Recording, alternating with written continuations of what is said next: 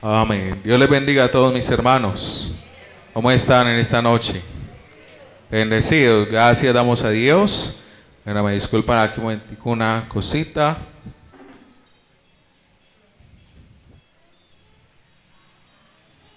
Amén. Ahora sí. Entonces, le damos la bienvenida a nuestro hermano John Freddy. Amén. Que hace rato no lo teníamos por acá. Dios le bendiga. Él es de la iglesia Dios Fuerte. Amén. Entonces es bienvenido nuestro hermano John por acá, y todos ustedes obviamente también lo son. Vamos entonces, mis hermanos, a la palabra del Señor en esta noche. Sin más preámbulos, yo le invito ahí que cierre sus ojos. Vamos a orar y vamos a pedir al Santo Espíritu de Dios que nos asista, que nos dirija, que todo lo que salga de nuestra boca en esta noche sea de bendición y edificación para la vida de cada uno de nosotros. Padre, en este día nos regocijamos, nos gozamos de estar aquí en tu presencia. Gracias por la vida de gracias por la vida de estos hermanos valientes, esforzados, Señor Dios, que a pesar de la lluvia, a pesar del mal clima, Padre, están aquí adorando y bendiciendo tu santo nombre.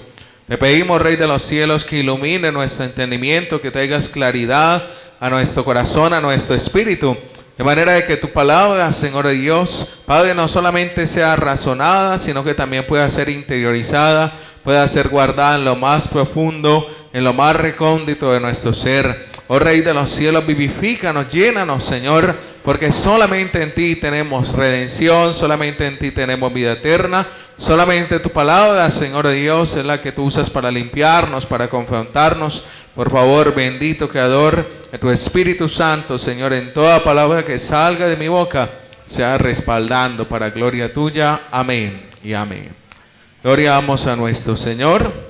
Nuevamente Dios me les bendiga a todos. Espero que estén muy bien, que estén fortalecidos en Cristo Jesús.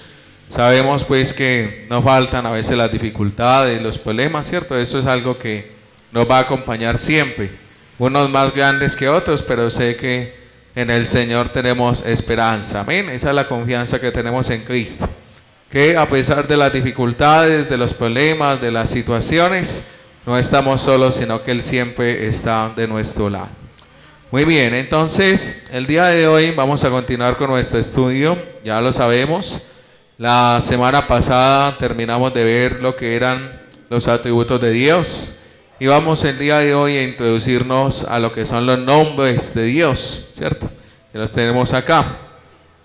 Que los nombres de Dios básicamente son un complemento de sus atributos. O sea, casi que cuando uno habla de sus nombres, también está hablando de los atributos.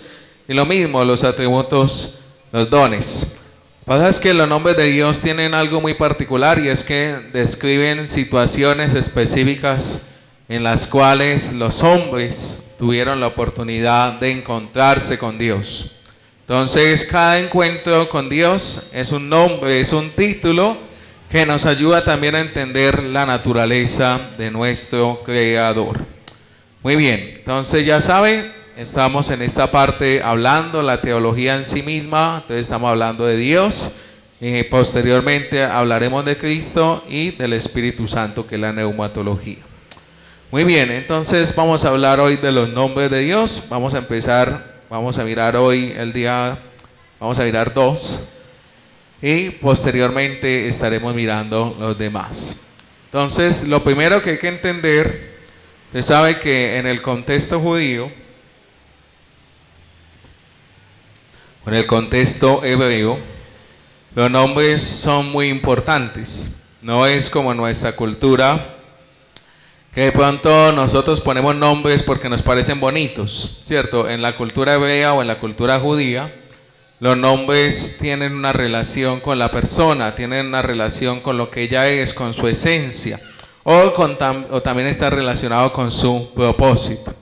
Entonces, aquí vamos a mirar 3 cositas. La primera cosa es que hay una relación de autoridad entre el que nombra y el nombrado, ¿cierto? Eso lo mencionaba también el hermano Fernando estos días, cuando hablaba de esa relación hombre-mujer.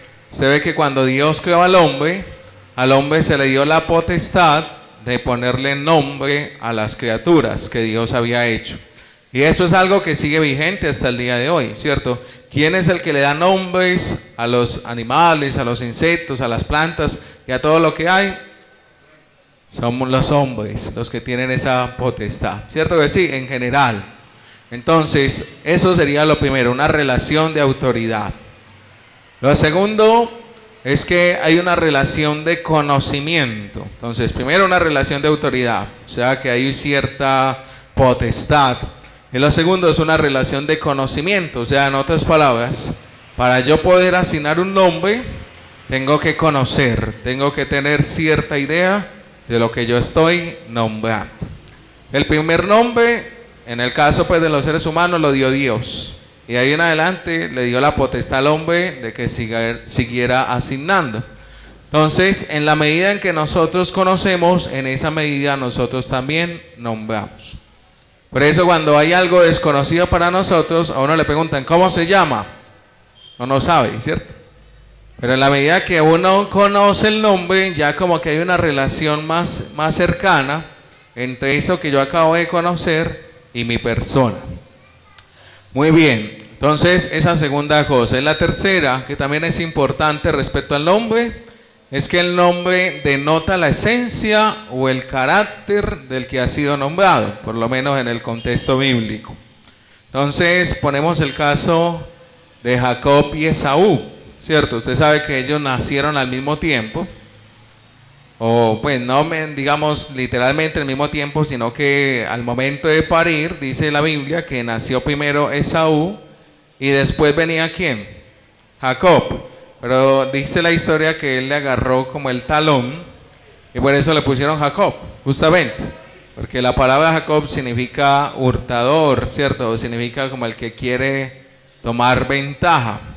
Y si uno mira la historia de Jacob en la Biblia, pues eso era Jacob. Era una persona que buscaba ganar ventaja de todas las cosas. Hasta que llegó un día en que tuvo el encuentro con Dios. ¿Y qué hizo Dios en ese momento? Le cambió su nombre. Entonces ya no se llamaba Jacob, sino que a partir de ese momento le llamaron Israel, ¿cierto? Y sabemos lo que significa Israel, todos lo sabemos. ¿Quién nos dice qué significa Israel?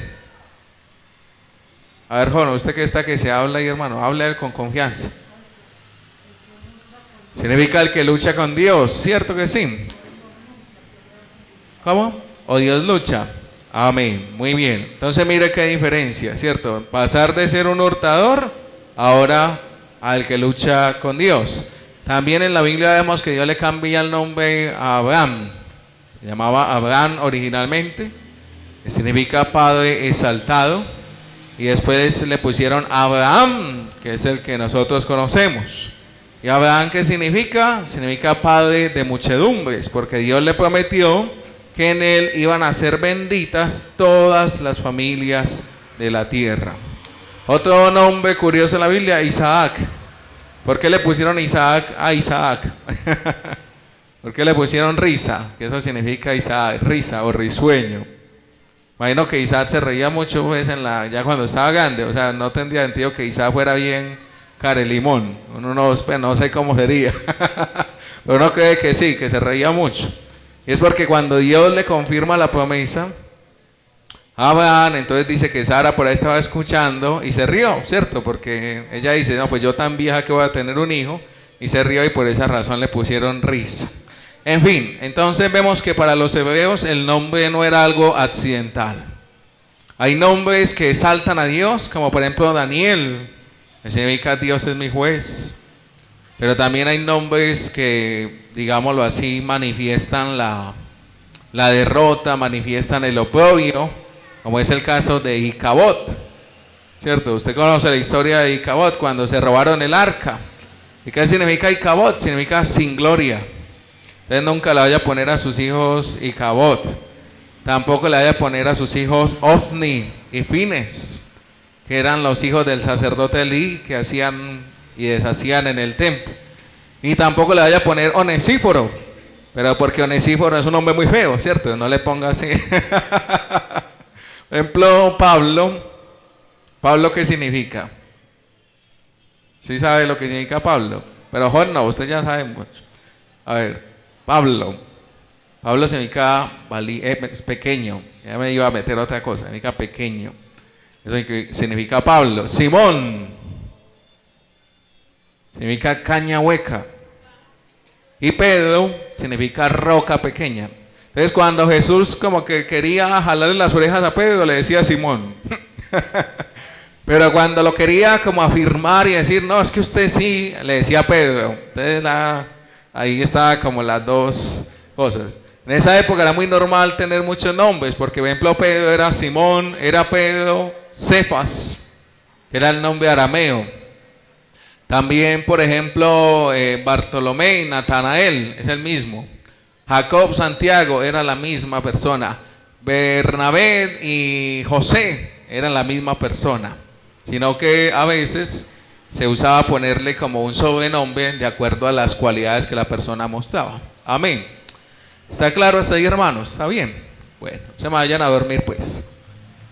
Entonces, ¿qué son los nombres de Dios? Realmente no son nombres. Es como la forma en que se llaman, pero no son nombres, son títulos.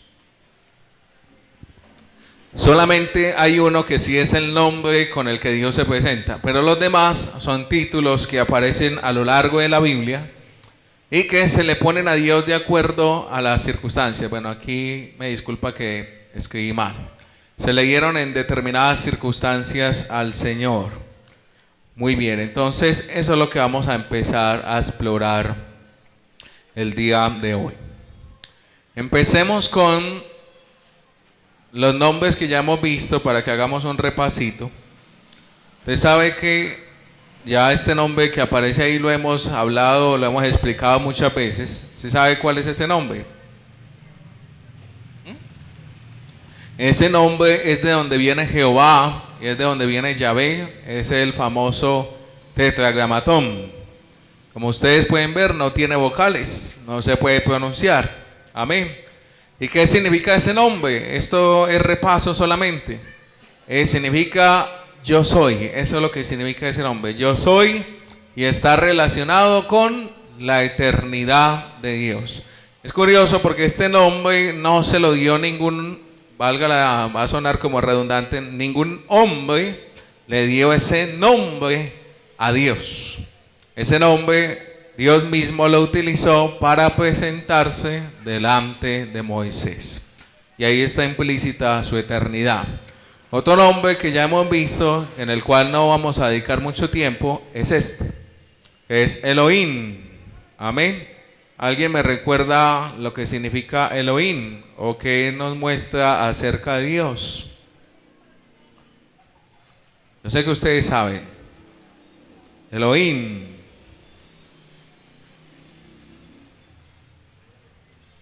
A ver, acuérdense, hermanos feroces. Elohim. Bueno, entonces si no se acuerda, le voy a refrescar la memoria ahí rápidamente. Elohim es el plural del título Eloah. De hecho, en la antigüedad, o sea, en esa época, en el Oriente Antiguo, el título El, o sea, solamente El, era el nombre con que se representaba la divinidad, solamente Él. Y a partir de ese Él, empiezan a formarse un montón de nombres y de títulos. Por ejemplo, Daniel, mira que termina en Él, ¿cierto que sí? Entonces, ahí en ese Él, el nombre de Dios está metido en el título. Y ya la otra parte es lo que quiere describir acerca de Dios. Significa literalmente dioses. O sea, aquí Eloah significa Dios poderoso en el singular. Pero Elohim significa dioses, o sea, en el plural. Sin embargo, en la Biblia, que ya lo hemos explicado muchas veces, aparece siempre conjugado en singular. Y lo que nos da a entender ese nombre es que Dios es uno y al mismo tiempo son varios, ¿cierto? Que en Dios hay una singularidad, que es su naturaleza, que es su esencia, pero que al mismo tiempo Dios es varias personas, es uno y al mismo tiempo tres.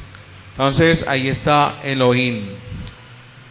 Bueno, mis hermanos, ¿dudas hasta aquí? ¿Tienen alguna duda? ¿Todo está claro hasta el momento?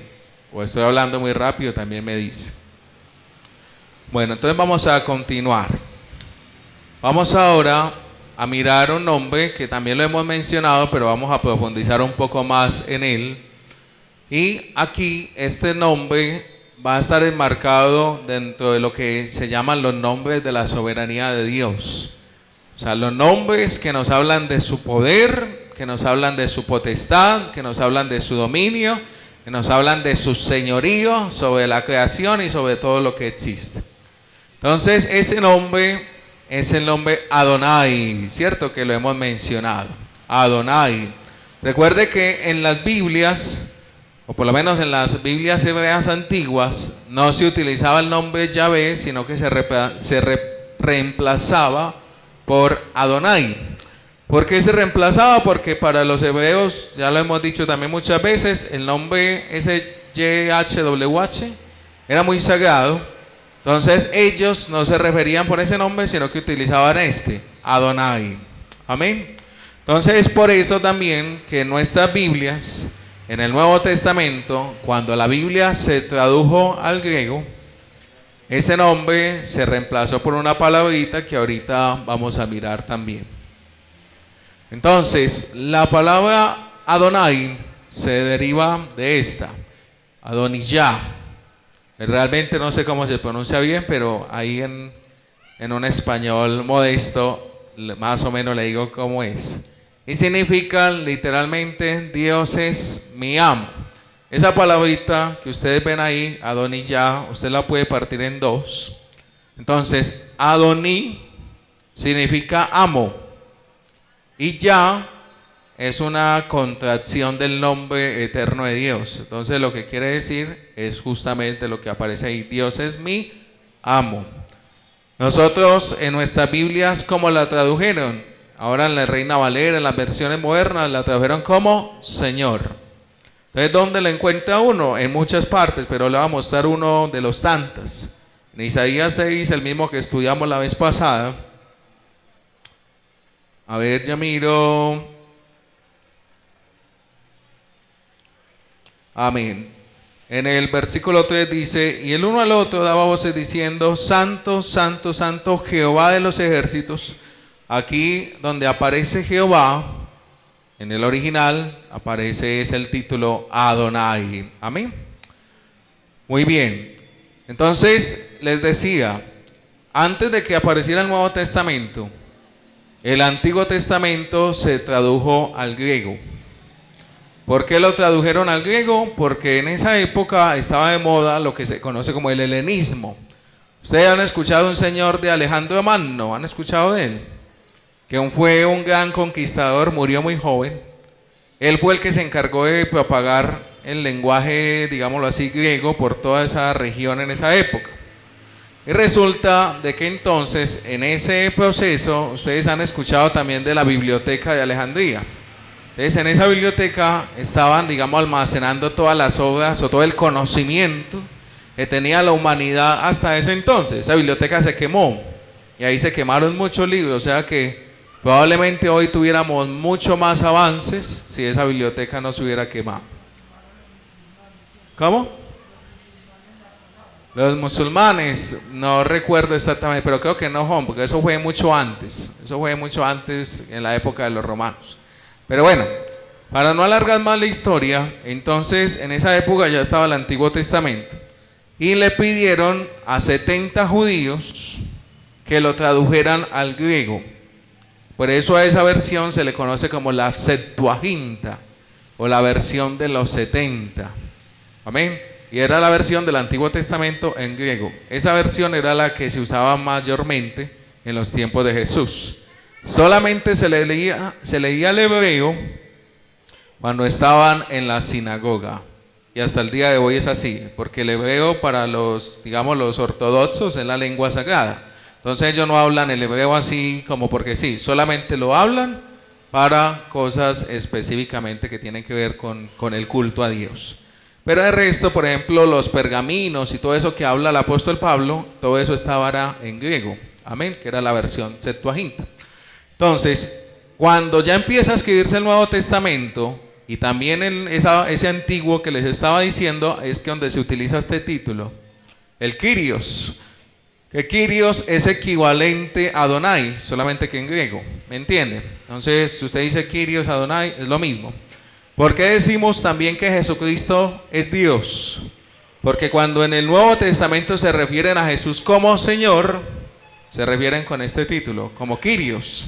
Y también se refieren al Padre como Kyrios, o sea, como el Señor, pero por encima de todo. Muy bien, entonces, ya vimos más o menos qué significa el nombre. Ahora vamos a mirar algunos principios prácticos, o sea, qué podemos aprender nosotros para nuestra vida de esto. Entonces, lo primero que podemos aprender de este nombre es que somos siervos de Dios por amor y no por miedo. Y yo quiero que vayamos a Romanos 12:1 para que contextualicemos un poco. En Romanos capítulo 12, versículo 1, perdón, en Romanos, ahí puse mal, aquí es Romanos 1, vamos a leer Romanos 1,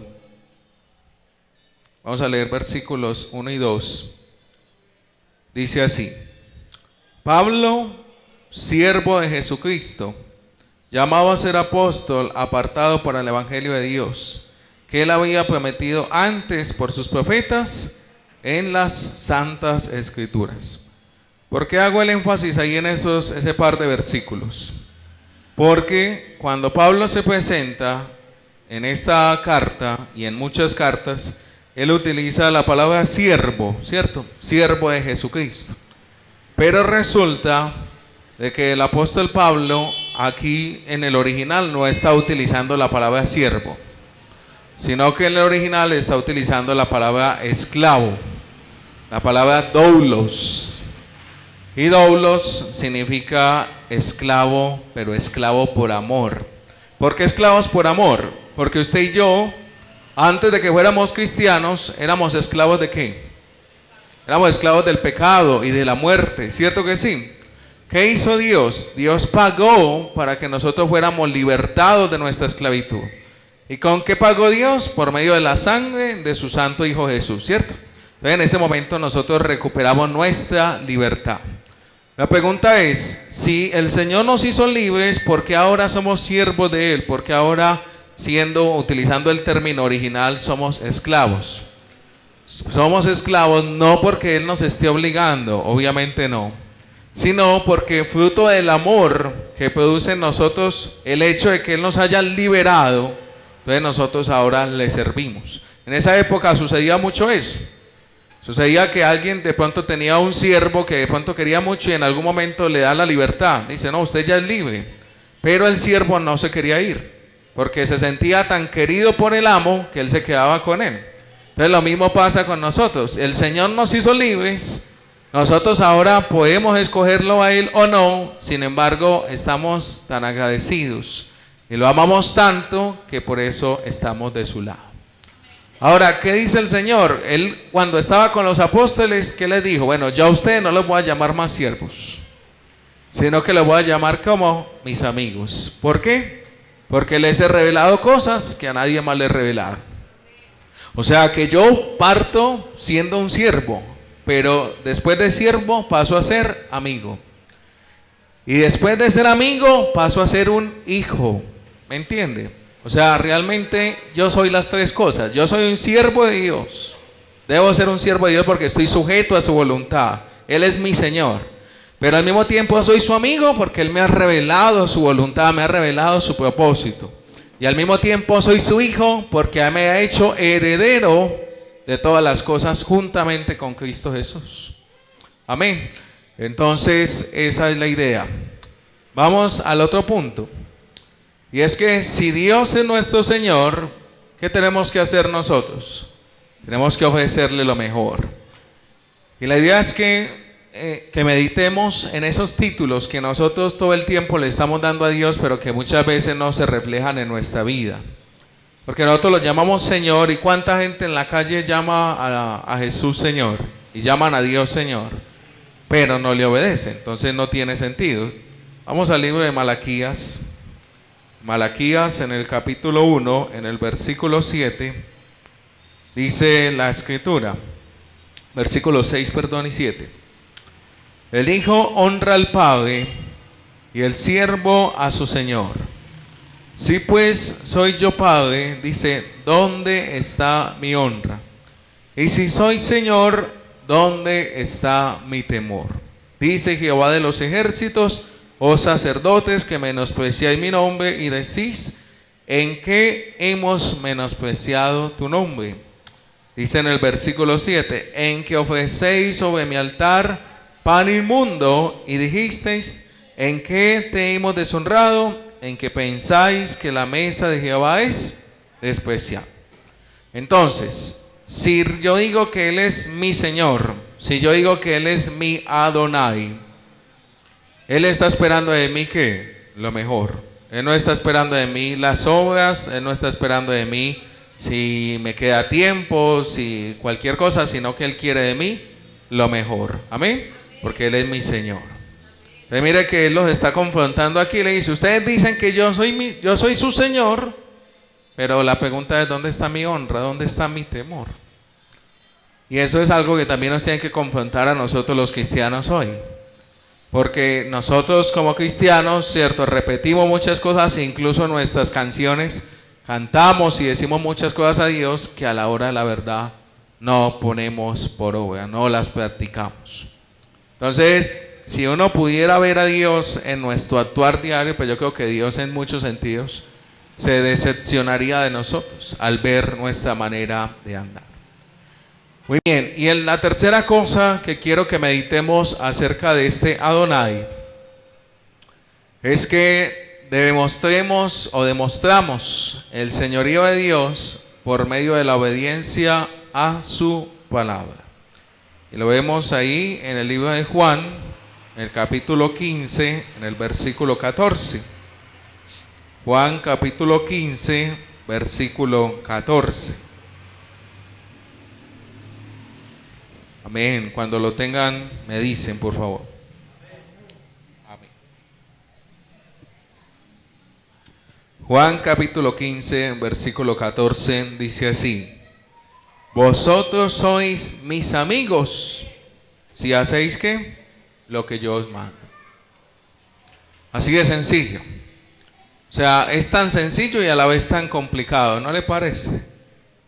Porque aquí uno lo ve y dice, si yo quiero ser amigo de Cristo, yo tengo que hacer su voluntad. Porque cuando yo digo que soy amigo de Dios, y esto es importante entenderlo, no estoy queriendo decir que yo estoy al mismo nivel que Él. Obviamente no. Quiere decir que hay una relación estrecha, quiere decir que hay una comunión, pero Él sigue siendo mi Señor. Y yo tengo que hacer lo que Él me mande. ¿Me entiende? Lo digo porque hoy en día de pronto se ha tratado de mostrar una relación de tanta confianza con Dios que ya nos volvemos irrespetuosos, ¿cierto? Nos volvemos irreverentes. Y hay que entender que yo sé que tengo libertad, ahora tengo la gracia del Señor sobre mí, pero también tengo que tener cuidado porque es que el Señor, como dice la Escritura, también es fuego consumidor. Yo puedo ser su hijo y todo eso, pero si yo me pongo a jugar con cosas que no se puede jugar, pues puedo también acarrear consecuencias serias sobre mí.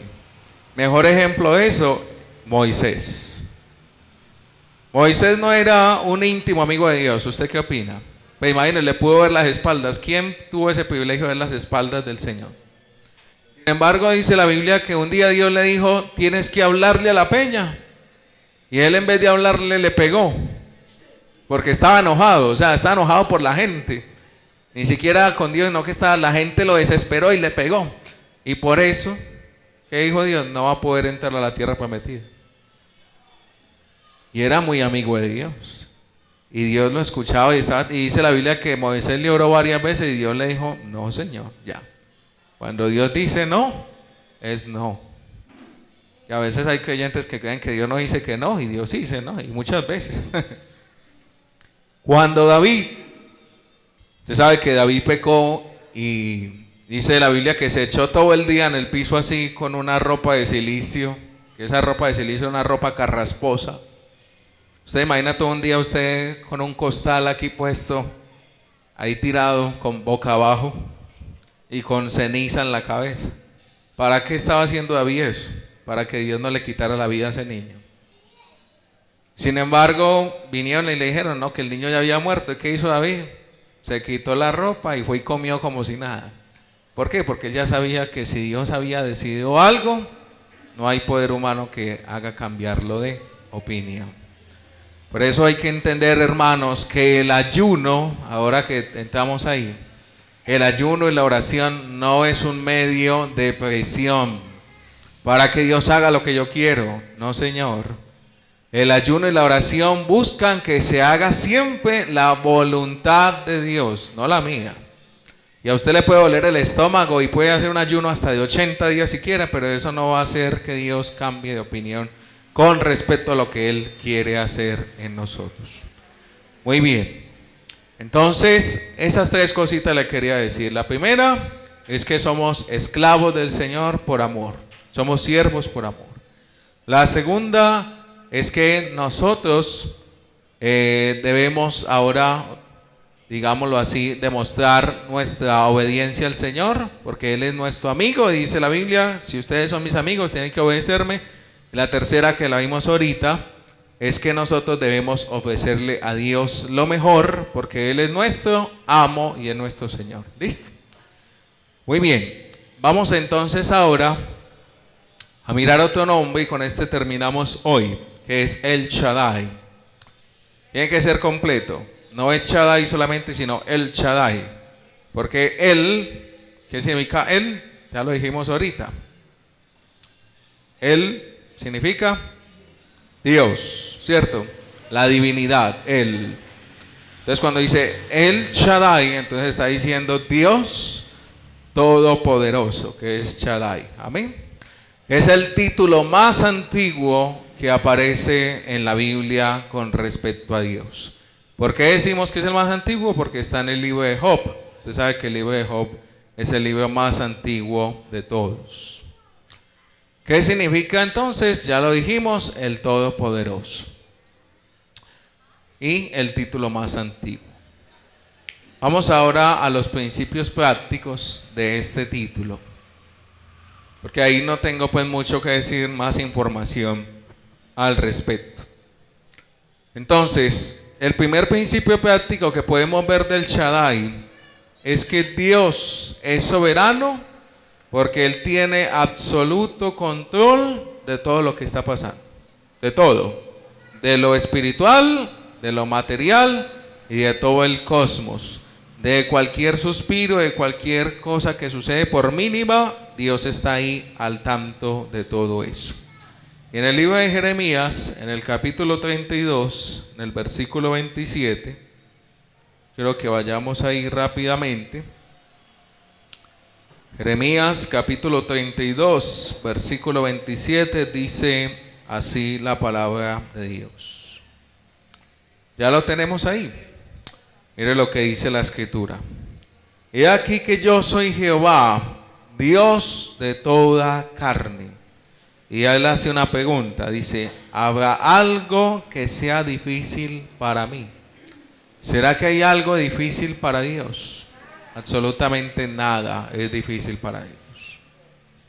Por eso nosotros tenemos que estar confiados de que Dios no ha perdido su soberanía. Por ejemplo, yo le puedo decir algo. Aquí en Colombia decimos ser una nación soberana, ¿cierto?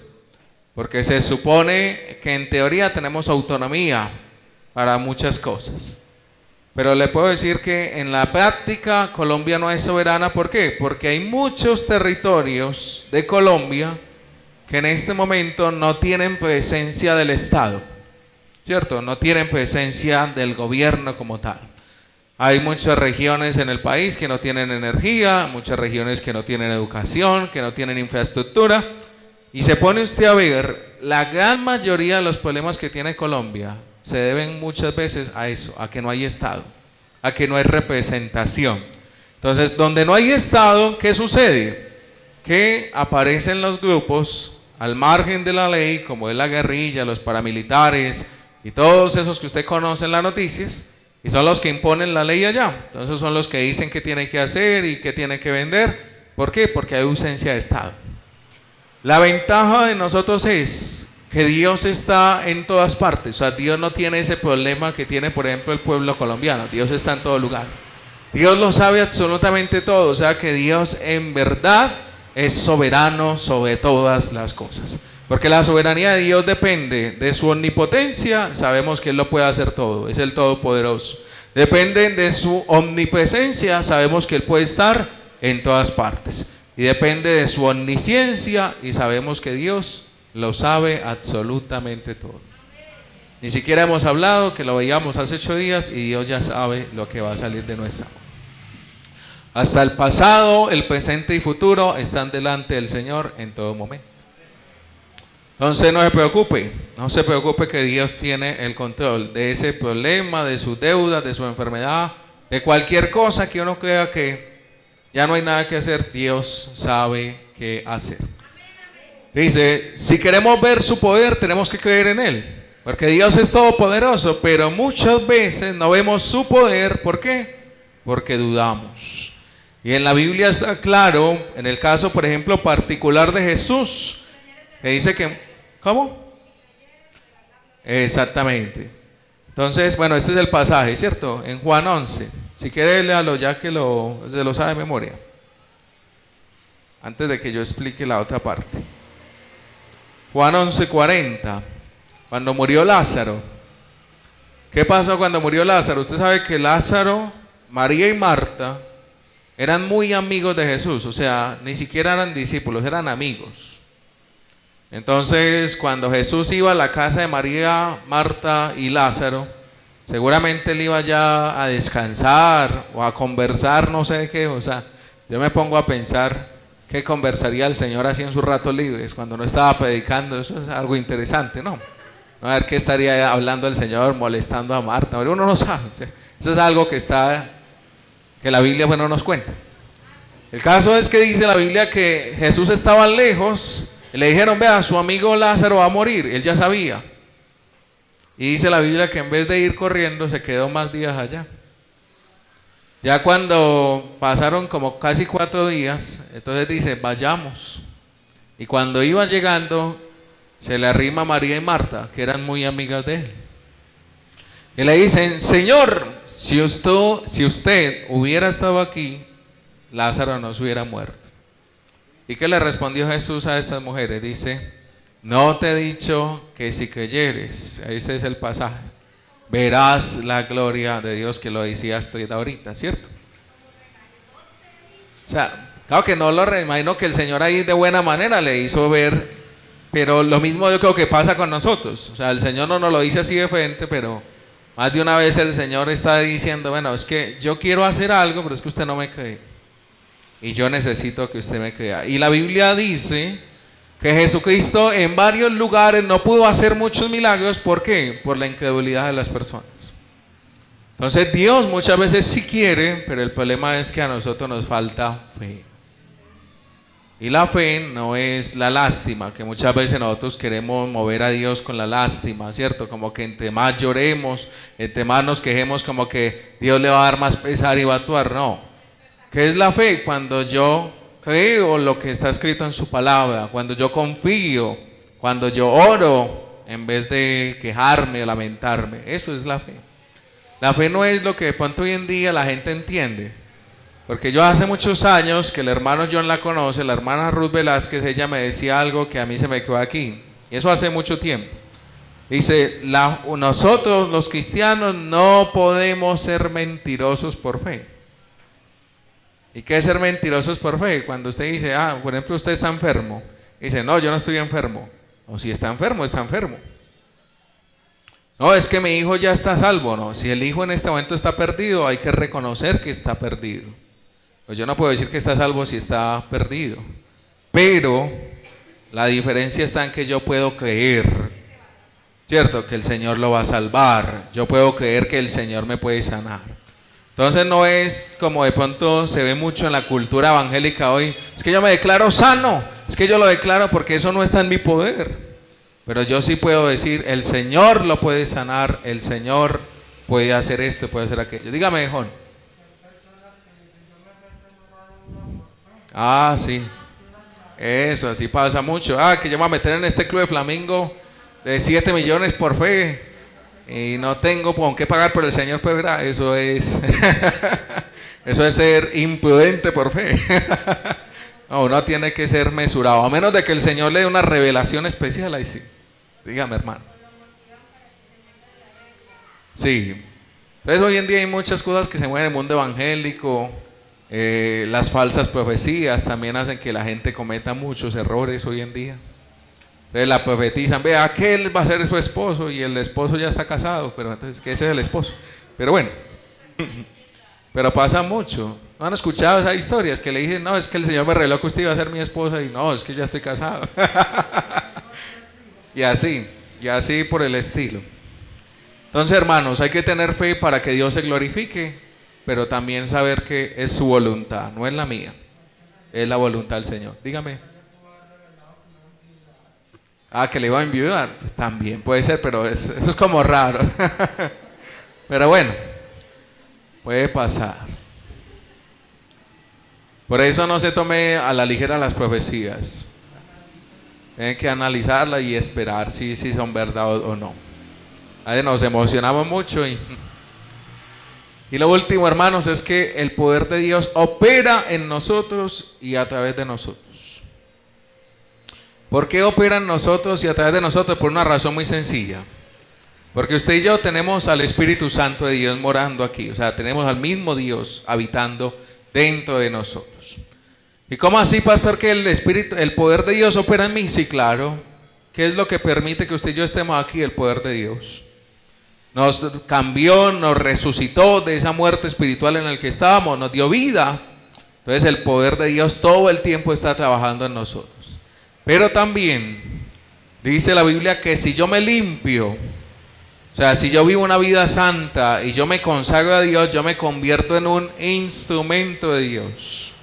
Y el poder de Dios va a fluir a través de mí. Amén. Ahora, no es que yo voy a controlar el poder como hoy en día pretenden las personas, no.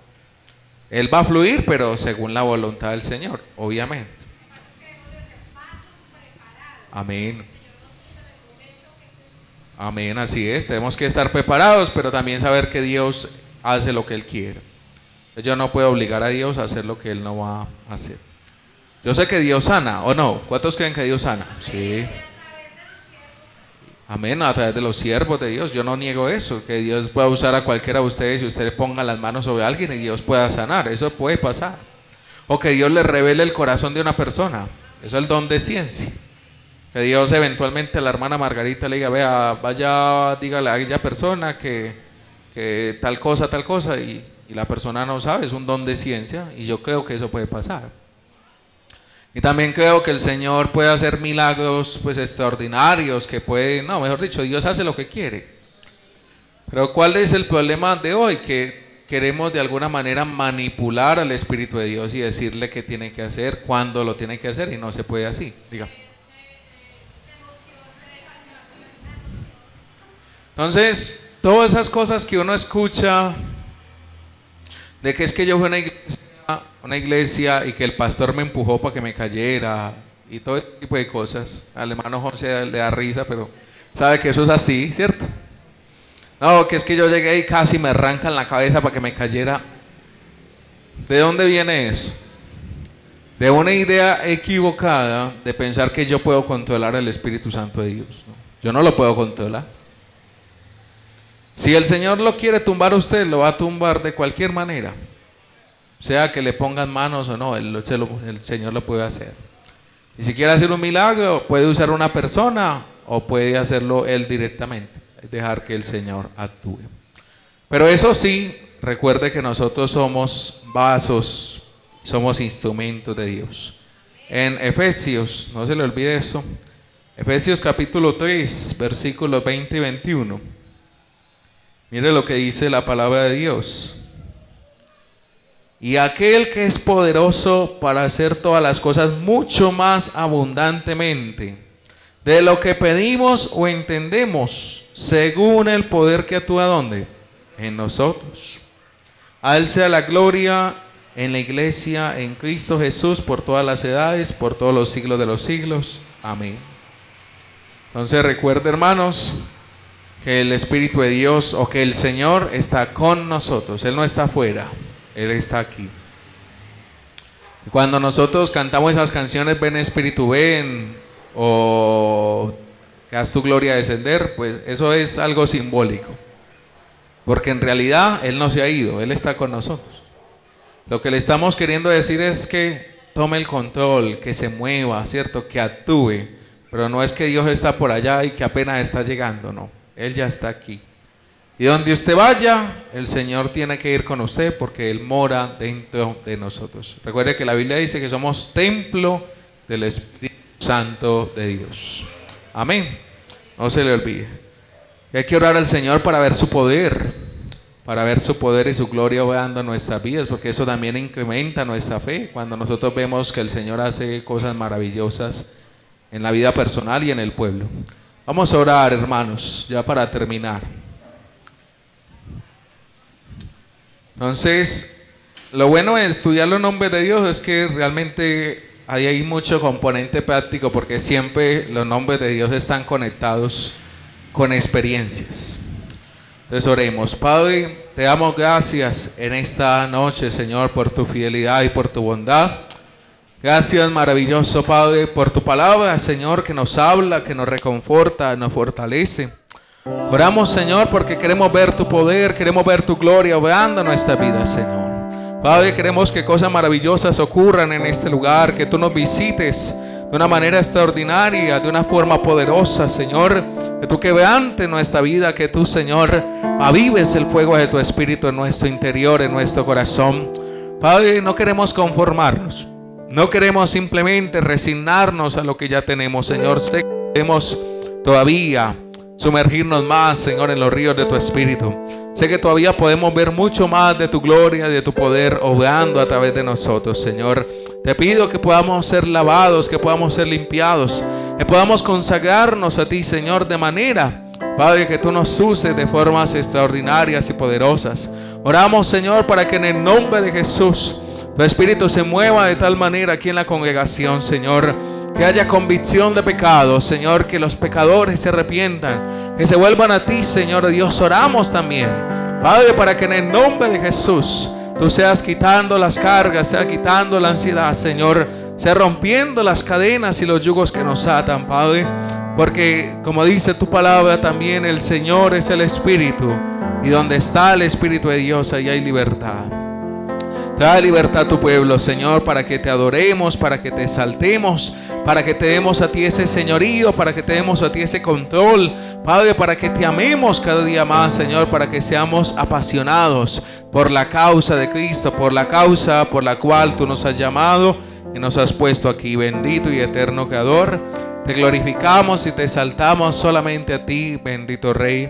También oro, Señor, por este pueblo, por mis hermanos, para que guarde su entrada, su salida, su levantar y acostar, para que los fortalezca día tras día, para que los guíes, Señor Dios, en todo momento. No permitas que sus pies tropiecen. Por el contrario, Señor, endereza nuestros pasos si están torcidos. Padre, por favor, levanta tal vez al caído, al que está desanimado, al que está débil. Te pido, fortalécelo, Señor. Te pido también que multiplique la fuerza a aquel que no tiene ninguna. Padre, aquellos que están apartados, aquellos que algún día degustaron del don celestial, en este momento no están aquí, Señor. Oramos para que tú les hagas volver, para que los acerques nuevamente a tu presencia, Dios. Padre maravilloso, atráelos a nosotros, atráelos a ti, Señor, con cuerdas de amor, Padre, para la gloria y la honra tuya. Te glorificamos a ti, bendito Rey. Amén y amén. Dios me le bendiga a mis hermanos. Así estamos despedidos por el día de hoy.